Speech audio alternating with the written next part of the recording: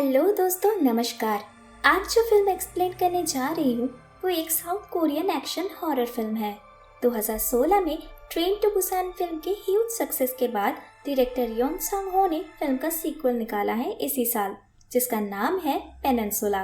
और marketing purpose से USA में इसको Train to Busan Presents Peninsula title से रिलीज किया गया है। अगर आपने ट्रेन टू बुसान फिल्म नहीं देखा है और आपको डर है कि पेनिनसुला समझ नहीं आएगी, तो डोंट वरी, ऐसा कुछ नहीं है, क्योंकि पेनिनसुला ट्रेन टू बुसान की स्टोरी को कंटिन्यू नहीं करती है। पेनिनसुला में 2016 में घटी ज़ॉम्बी आउटब्रेक के 4 साल बाद की स्टोरी दिखाई गई है, लेकिन बहुत ही अच्छी मूवी होने के कारण ट्रेन टू बुसान देखने के लिए रेकमेंड जरूर करूंगी। इधर और एक फैक्ट बता दूं मूवी के टाइटल को लेकर। एक्चुअली पेनिनसुला का मतलब है अ पीस ऑफ लैंड, जिसका तीनों हिस्सा वाटर से सराउंडेड होता है। और क्योंकि ज़ॉम्बी आउटब्रेक के बाद कोरिया में सिविलाइजेशन, गवर्नमेंट अथॉरिटी सब कुछ बर्बाद हो गया था, तो एज अ कंट्री कोई आइडेंटिटी ना होने के कारण कोरिया ना बोल के पेनिनसुला स्टार्टिंग में मरीन कैप्टन जुंगसुक को दिखाया जाता है, जो अपनी बड़ी बहन, भतीजा और जीजा चुलमिन को लेकर एक शिप में जा रहा होता है, जो कि नॉन इन्फेक्टेड लोगों को लेकर साउथ कोरिया छोड़कर जापान जा रहा था ज़ॉम्बी आउटब्रेक के बाद। रास्ते में जुंगसुक को एक आदमी दिखता है, जिसका गाड़ी खराब हो जाने पर मदद मांग रहा था लिफ्ट पाने के लिए। पर क्योंकि उस आदमी के शर्ट पे खून लगा होता है, तो जुंगसुक रिस्क ना लेके मदद के लिए रिफ्यूज कर देता है। लेकिन उस आदमी की वाइफ भीख मांगती है एटलीस्ट उनके बच्चों को साथ में लेके जाने के लिए, लेकिन जुंगसुक गाड़ी ना रोक के वहाँ से निकल जाता है। अब शिप में पहुँचने के बाद जुंगसुक को पता चलता है कि ये शिप जापान नहीं हांगकांग ले जाया जा रहा है। वो ऑफिशियल से बात करने की ट्राई कर ही रहा था कि तभी उसको पता चलता है कि उसी सेम केबिन में जहाँ उसकी बहन और नेफ्यू है, वहाँ एक इन्फेक्टेड आदमी पाया गया है। जुंग जैसे ही केबिन में पहुँचता है, वो देखता है उसके नेफ्यू के साथ साथ और भी कई सारे लोग ऑलरेडी इन्फेक्टेड हो चुके हैं और ज़ॉम्बीज़ में टर्न हो रहे हैं। जुंग अपनी बहन को उस केबिन में से बाहर ले आने के लिए काफ़ी कोशिश करता है, लेकिन उसकी बहन अपने बच्चे को छोड़ के नहीं आती। ऐसे में चुनमिन भी वहां आ जाता है और जुंग उसको बाहर ही रोक के केबिन का दरवाजा बंद कर देता है, क्योंकि ज़ॉम्बीज़ अटैक करने लगे थे। ऐसे में शिप के बाकी लोगों की जान भी खतरे में आ जाती। उन दोनों के सामने ज़ॉम्बीज़ जुंग के बहन को खाने लगते हैं और वो लोग कुछ नहीं कर पाते। इसी दौरान एक इंटरव्यू से हमें पता चलता है कि साउथ कोरिया के एक बायो फैक्ट्री से ही ये वायरस स्प्रेड हुआ था और इस इंसिडेंट के बाद ये लास्ट शिप थी जो हांगकांग गई थी। इसके बाद से सारे नेबर कंट्रीज रिफ्यूजीज लेने बंद कर देते हैं और कोरिया को कम्प्लीटली क्वारंटीन कर दिया जाता है। अब 4 साल बाद की कहानी दिखाई जाती है, जहां जुंग अपने बहन को ना बचा पाने की गिल्ट के साथ हांगकांग में जैसे तैसे अपना गुजारा कर रहे थे, क्योंकि वो लोग रिफ्यूजीज होते हैं जो साउथ कोरिया से आए थे, जहां से ये वायरस स्प्रेड हुई थी। इसीलिए लोकल लोगों का बर्ताव उनके साथ बिल्कुल भी अच्छा नहीं होता है। इसी टाइम हांगकांग के एक लोकल गैंग उन दोनों को और 2 अदर्स कोरियन के साथ एक मिशन ऑफर करते हैं, जहां उन्हें वापस पेनिनसुला में जाके $20 मिलियन पैसों से भरी हुई एक ट्रक को वापस लेके आना था। और इसके बदले अगर वो लोग जिंदा लौट आ पाए तो हर किसी को $2.5 मिलियन दिया जाएगा, जिससे वो लोग एक नई लाइफ शुरू कर सकते थे। पहले तो जुंग बिल्कुल भी राजी नहीं होता है ये काम करने के लिए, लेकिन चुनमिन के तानों से फाइनली वो मान ही जाता है। उन चारों को तो वॉकी टॉकी और कुछ हथियार देने के साथ साथ प्लान को लेके इम्पोर्टेंट बात बताई जाती है। प्लान के मुताबिक गैंग के मेंबर्स दूसरे कंट्रीज के कोस्ट गार्ड्स को घूस देके पानी के रास्ते उन चारों को छोड़ देंगे पेनिनसुला के नजदीक। ये काम रात को ही करना होगा, क्योंकि रात को ज़ॉम्बीज़ ब्लाइंड होते हैं और गैंग के मेंबर्स समुद्र में उनका 3 दिन वेट करेंगे। उनको वॉकी टॉकी से इन्फॉर्म कर देना होगा जैसे वो लोग जिंदा सक्सेसफुली ट्रक को इंचियन पोर्ट तक लेके आ जाएंगे और उसके बाद वहां से गैंग मेंबर्स उनको ट्रक के साथ रेस्क्यू कर लेंगे। तो अब चारों पहुंच जाते हैं पेनिनसुला के अंदर। एक कार को जैसे तैसे ठीक करके निकल जाते हैं ट्रक को ढूंढने के लिए।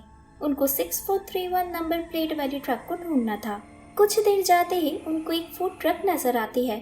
जुंग चेक करने के लिए कार से उतर के ट्रक के करीब जाके देख ही रहा था कि तभी उसको आवाजें सुनाई देती है।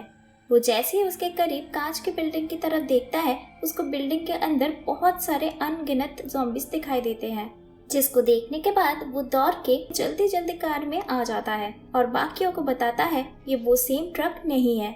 अब कुछ दूर और आगे जाते ही उनको फाइनली सही ट्रक और अंदर रखे पैसे भी मिल जाते हैं। इससे कंफर्म हो जाता है हांगकांग वाले झूठ नहीं बोल रहे थे। अब बस उनको ये ट्रक जिंदा वापस पोर्ट तक लेके जाना था। लेकिन मुश्किलें तो अभी शुरू होना बाकी था। वो जैसे ही ट्रक के ड्राइविंग सीट की तरफ देखते हैं, उनको वहाँ एक डेड बॉडी मिलती है। मरा हुआ समझ के चुलमिन जैसे ही ड्राइवर सीट से बॉडी को हटाने जाता है, वो ज़ॉम्बी चुलमिन पर हमला कर देता है।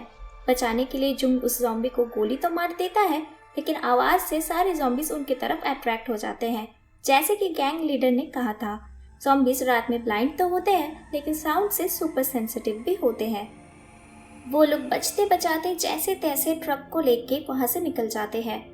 जुंग वॉकी टॉकी से हांगकांग वालों को कांटेक्ट करने ही वाला होता है कि तभी उनके गाड़ी के आगे कुछ लोग फ्लेयर गिरा देते हैं, ताकि ज़ॉम्बीज लाइट से अट्रैक्ट होके उनके गाड़ी को ब्लॉक कर दे और वो लोग आगे निकल ना पाए।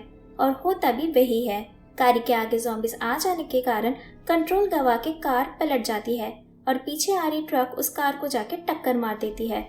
इस एक्सीडेंट से जुंग सीधा ट्रक में से बाहर आके रोड पे गिरता है। वो देखता है उसके बाकी साथियों पर ज़ॉम्बीज हमला कर चुके थे।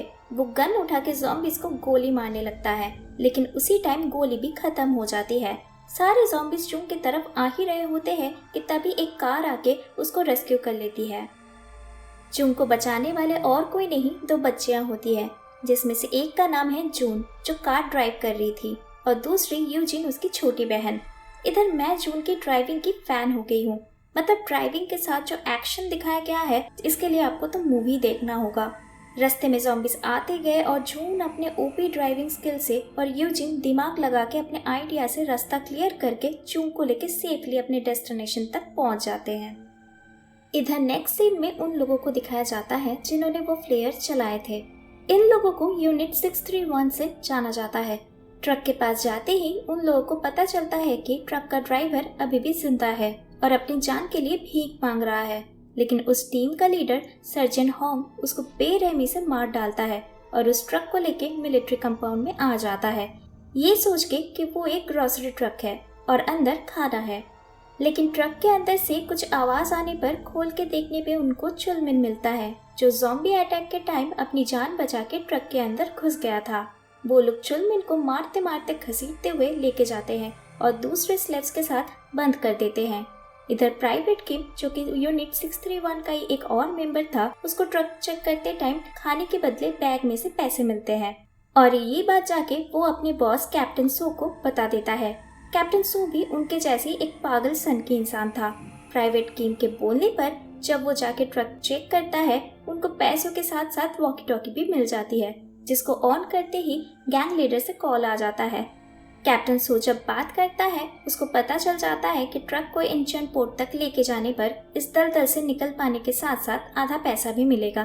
कैप्टन सो और प्राइवेट किम तभी के तभी राजी हो जाते हैं ये काम करने के लिए, क्योंकि उन दोनों को डेस्परेटली इस जगह से निकलना था। दोनों इस प्लान के बारे में किसी और से कुछ शेयर नहीं करते हैं, ताकि स्पेशली सर्जन होंग को उनके प्लान के बारे में कुछ भी पता न चल पाए। सीन चेंज होके अब जून पे आता है, जहाँ उसको पता चलता है कि ये दो लड़कियाँ अपनी मम्मी मीन और ग्रैंडफादर एल्डर किम के साथ रहती हैं, जहाँ एल्डर किम किसी मेजर चेन के साथ कांटेक्ट करने की कोशिश कर रहे हैं, जिसने वादा किया है एल्डर किम और उनके फैमिली को पेनिनसुला से रेस्क्यू करने आएंगे। और मीन को देख के जून का तो होश ही उड़ जाता है। उसको फ्लैशबैक आता है 4 साल पहले उस औरत का, जिसने अपने बच्चों को बचाने के लिए उसको रिक्वेस्ट किया था, और वो औरत कोई और नहीं मीनी होती है। और उस दिन जिन बच्चों को छोड़कर हेल्प ना करके जुंग चला गया था, आज उसी बच्चों ने उनका जान बचाया है। पूछने पर जुंग मीन को सब कुछ बता देता है कि वो और उसके साथी हांगकांग से पेनिनसुला क्या करने आए थे। मीन को डिटेल्स जान के गुस्सा आता है, क्योंकि 4 साल में उन्हें बचाने कोई नहीं आया, लेकिन पैसों के लिए सब 1 मिनट में आ गए। मीन जुंग के दूसरे साथियों के बारे में पूछने पर जुंग बताता है कि बाकी सारे लोग मर चुके हैं ज़ॉम्बी अटैक में, लेकिन चुलमिन, जो यूनिट 631 के कब्जे में था, वो जुंग को पता नहीं होता है। जुंग और मिन डिसाइड करते हैं वो लोग आज ही रात को मिलिट्री कंपाउंड से ट्रक चुरा के इंचन पोर्ट चले जाएंगे, ताकि वो लोग एक साथ पेनिनसुला छोड़ पाए। जुंग अपने गिल्ड को और हैंडल ना कर पाते हुए फाइनली मिन को बता देता है कि वो वही बंदा है जिसने 4 साल पहले उनका हेल्प नहीं किया था। ये बात सुन के मिन बिल्कुल भी हैरान ना होके बताती है जून के कार को लेके और 30 कार वहाँ से पास हुए थे, बट किसी ने भी उनकी कोई मदद नहीं की। तो जून को उसके बच्चों से थैंक यू बोलना चाहिए जिन्होंने उसकी जान बचाई है।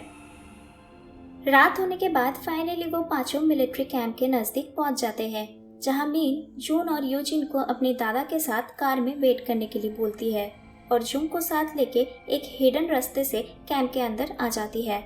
मीन को कैंप के बारे में इतने डिटेल्स इसलिए पता होते हैं क्योंकि पहले शुरू में वो लोग भी इधर ही कैंप में रहा करते थे, बट बाद में वो लोग यहाँ से भाग गए। इधर कैप्टन सो 24 घंटे के लिए गेम अनाउंस करता है ताकि सर्जन होंग को डिस्ट्रैक्ट कर पाए।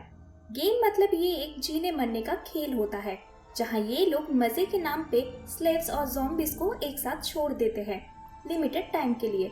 उसके बाद जो लोग मर गए वो मर गए और जो जिंदा बचे उनको फिर से नेक्स्ट राउंड में भेजा जाता है। इधर जून और मीन ट्रक के पास पहुंचते ही वहां ड्राइवर सीट पर मीन को वॉकी टॉकी तो मिलता है, पर वो टूटा हुआ होता है। ऐसे में तभी वहां प्राइवेट किम भी आ जाता है।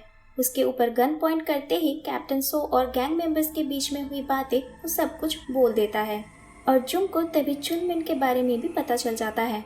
वो और टाइम वेस्ट न करके चुनमिन को बचाने चला जाता है। जून के जाने के बाद वहाँ कैप्टन सो आ जाता है। मीन उसको दूसरी वॉकी टॉकी देने के लिए बोलते ही कैप्टन सो मिन पर गोली चलाने लगता है और तभी मीन ट्रक को रिवर्स में करके कैप्टन सो को टक्कर मार देती है और कैप्टन सो से वॉकी टॉकी भी ले लेती है। इधर जैसे तैसे जून चुनमिन को ज़ॉम्बीज के हाथों से मरते मरते बचा तो लेता है, पर बंदूक लेके सर्जन होंग और उसका टीम उनके पीछे पड़ जाते हैं और इसी गोलीबारी में चुनमिन खुद का जान सैक्रिफाइस कर देता है जून को बचाने के लिए।